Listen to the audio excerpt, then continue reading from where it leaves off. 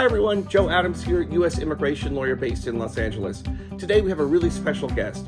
Tanxuan Shi, originally from China, is one of the most promising young film editors and producers working in the United States. He combines Eastern and Western attitudes, philosophies, and techniques, and I can't wait for you to meet him.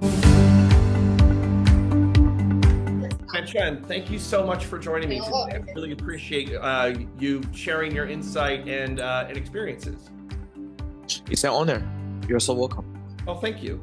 So you are a well-known film editor, and for people who aren't sort of in the day-to-day business of film or television, why is an editor's job important for a TV or film project? I think it would be one of the most important positions because post-production could change a lot of things. For example, you could change a bad story into a good story.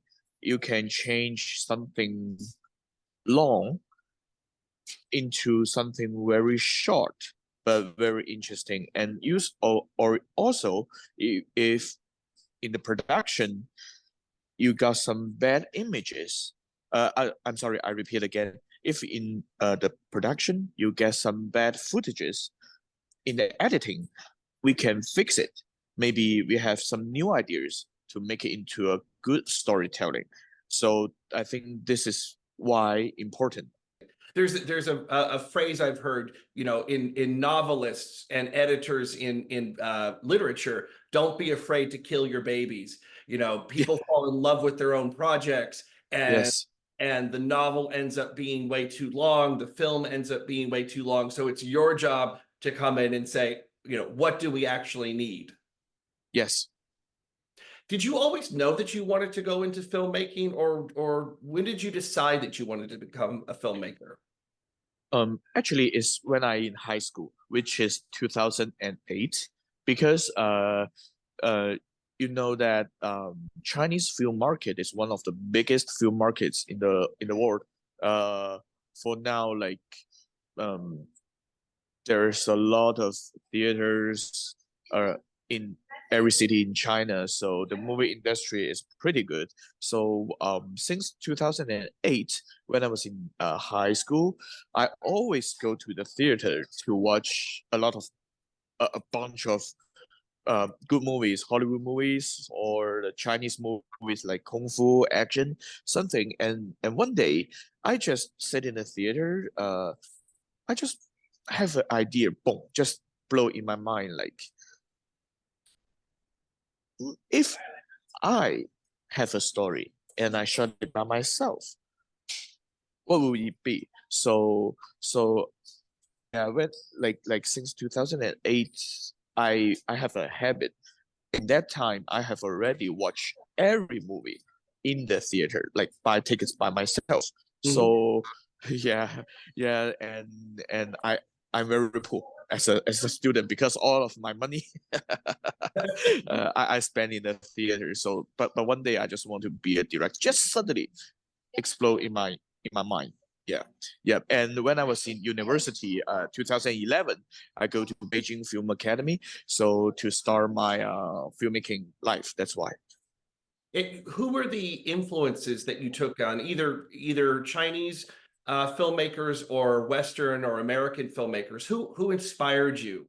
Michael Bay, the first episode of Transformers, it's like explode my mind. Oh, wow, what's that? And yeah, and maybe could I do something similar in the future one day? Or also the Marvel universe, like around 2012, which is phase one. It's like the first time to see a concept that changing the Hollywood producing or film industry. Like every movie, it's a complete storytelling system. So that's why inspired me to not only learn movies, but also more commercial styles, more genre. So come to Los Angeles, which is Hollywood, to learn filmmaking for my graduate uh, or MFA degree would be one of my best choice. That's why I came to the US in 2017 after my uh, university after I graduated from Beijing Film Academy. You went to Beijing Film Academy, which is the most prestigious film school in China, and then you chose to go to New York Film Academy or NIFA, which is actually has a location based here in Los Angeles. Why Yes. did you choose to go to NIFA as opposed to, say, getting your master's in Beijing Film Academy or somewhere else? In 2012, like um, before summer holidays, there was a lecture in Beijing Film Academy. It's about starting a board, and that lecture is hosted by New York Film Academy. So that's why I knew them like couple years, uh, like 3 years before I graduate. So that's why NIFA become one of my top choices because I know how to apply, how to submit all the materials or something. I know it very early. So that's why. So before you became a student in the United States, had you ever visited the United States as a tourist or as some other kind of student? In 2012, I mean the summer holiday, it's my first time travel to the US with my mother, just for vacation to New York, go to LA, definitely. So and also I feel I like this place and there's a lot of movie elements around. So I think this is another important reason that why I choose to study abroad when I graduate. So then you made the decision after Beijing Film Academy to come to the US and study for your master's. And then as you were finishing your master's program, you had an OPT, a work permit that followed your course of study. And then you Yes. decided, hey, I want to continue living and working in the US. What was in your mind when you made the decision that you didn't want to go back to China, but you wanted to stay in the US and pursue your O1 category visa? I mean, as a director, I have some connections here, and I also have a lot of friend partnership here. So I think I could try my best to build up my business and to do the things I want to do. Also, after COVID, um, now we can travel back to China. Like sometimes there's some co-production project. We could travel back and forth.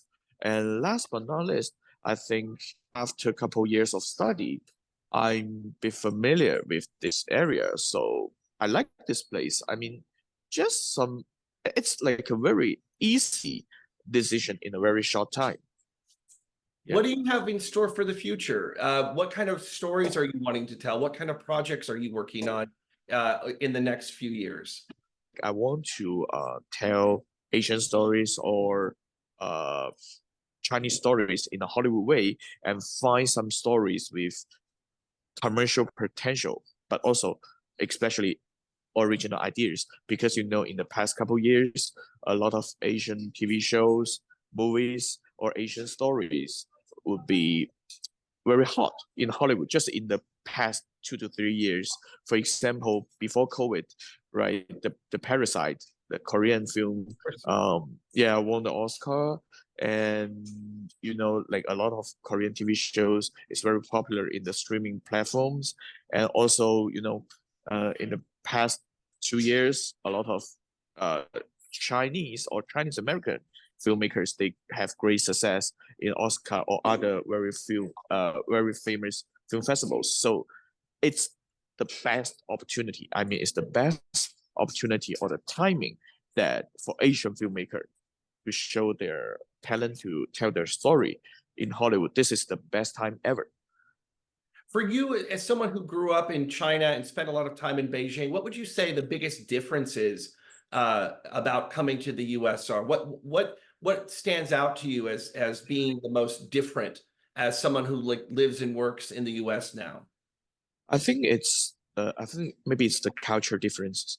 For example, in China, I think sometimes the relationship, I mean the connection, the relationship between people and people, it's the most important thing. And second of all, they will see your ability, how your ability is good or bad. But in here, I think it's the opposite. Your ability um, is the most important So thing. you would say back in China, it's about your family and who you know, as opposed to in the US, where it's more about your ability and your Yes. innovation. Yes. If you could speak to your younger self, or you could speak to a young person living in China right now who is thinking about coming to the US, what advice would you give them? I think the most important thing is follow your heart, because if you want to learn movie or something about art, maybe come to the US would be a good choice, because for here all the art industries, the film industries have hundred of years history. So just follow your heart. Thank you so much for joining me. I can't wait to see what you have in store for the future. And thank you for your time and for your insight. Thank you, Joe, and good to see you too. Yeah, it's happy to see you too. Yeah, take care. I hope you enjoyed that interview. We always learn something new from each of these different stories. If you'd like to learn more, I've written a book called Extraordinary Aliens, 12 People Who Pursued Wealth, Fame, and the American Dream. It's available on Amazon, so check it out.